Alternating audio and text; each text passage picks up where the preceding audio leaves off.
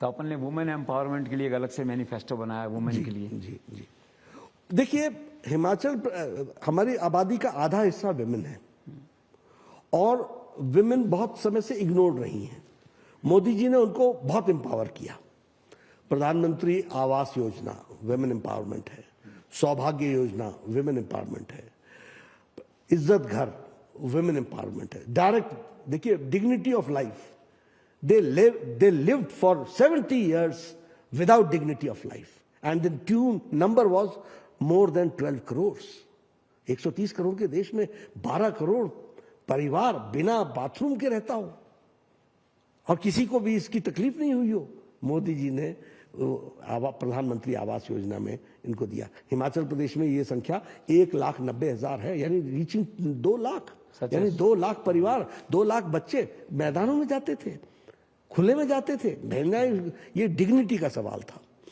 हमने यहां देखा है महिलाएं, मैं तो जगदीश जी आपसे, मैं बहुत छोटी छोटी बातों से चीजों को पकड़ता हूं, ग्रास रूट पे हो ना, इसलिए मैं किसी भी गांव में जाता था, 60 साल से ऊपर की उम्र के लोग जो थे, कोई ना कोई गांव में मुझे अपाहिज लेडी मिल जाती थी। किसी की टांग टूटी हुई, किसी की रीढ़ की हड्डी टूटी हुई। मैं पूछता था ये कैसे टूट गई?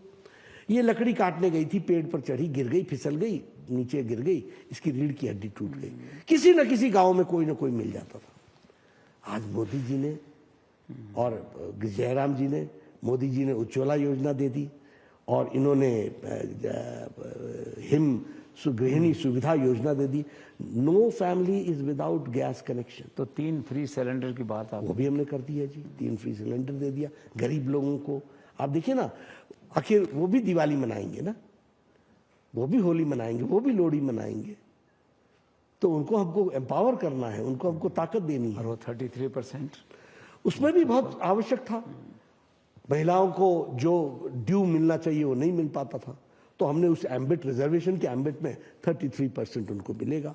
और इस तरीके से, और हमारी हिमाचल की बेटियां बहुत लायक और बहुत मेहनती और बहुत तरीके से काम करके आगे बढ़ने वाले लोग हैं, और उनको अपॉर्चुनिटी देना ये हमारा काम है, और प्रदेश आगे बढ़े। आखिर मोदी जी का सपना रहा बेटी बचाओ बेटी पढ़ाओ। यही नहीं, स्वास्थ्य मंत्री होते हुए ये जो प्रधानमंत्री मातृत्व सुरक्षा योजना मोदी जी का कॉन्सेप्ट था, हर 9वें महीने में all conceived women will have a free medical checkup. 9th of every month. They will get all inoculations, their blood pressure, diabetes, everything will be checked every month. When the delivery time will come, the ASHA worker will be responsible to take her to the institution. Free transportation will be given. वहां उसकी delivery होगी, any complication takes place, government will bear the expenses. और free उसको घर छोड़ना और साथ में 6,000 रुपए देना, ये हम लोगों ने तय किया। हिमाचल सरकार बढ़ चढ़ करके अब उनके बच्चे के लालन पालन के लिए 25,000 रुपए दे एक्स्ट्रा अबव 6,000। जैसे किसानों के लिए 3,000 हम दे रहे हैं। तो ये एम्पावरमेंट हम कर रहे हैं उनको। अब क्या दिक्कत होती है कि कांग्रेस वालों को ये समझ में ही नहीं आता है, क्योंकि उनको सेवा करने का उद्देश्य ही नहीं है, वोट कैसे बटोरना है इसमें उनकी इच्छा होती है। तो पॉपुलिस्ट स्लोगन लगा दो, 2-4 इधर बोल दो, 2-4 उधर बोल दो, चलते बढ़ो। तो सीरियस नहीं है रिटायरमेंट की बात जो कहते हैं बाद में, सैलरी ओपीएस वाली बात। हाँ। उसके बारे में भी हमने कहा है। देखिए, ओआरओपी किसने दिया, हल्ला किसने किया?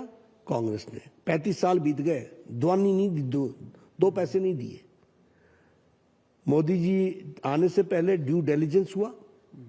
ड्यू डिलिजेंस होने के बाद एक समिति बनी थी खुशहाली जी की, हालांकि वो भी जो डिलिजेंस हुआ उससे ज्यादा लगा, लेकिन ये 60,000 करोड़ रुपए लोगों के फौजी भाइयों तक पहुंचाने का काम मोदी जी ने किया।